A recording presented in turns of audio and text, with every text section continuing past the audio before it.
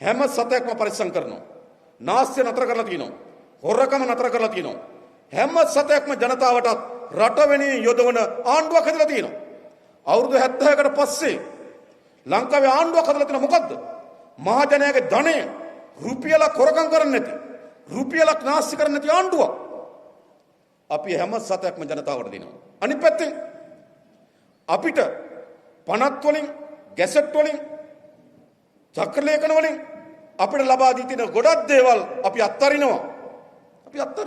ජනතාවට හැමදේම ලබා දෙන්න අපි කටයුතු කරනවා. ඔන්න ආණ්ඩුව. ලංකාවේ පළවෙනි වතාවට ආණ්ඩුවක් හැදලා තියෙනවා. ඉස්සර තිබුණු ආණ්ඩුව කොහමද?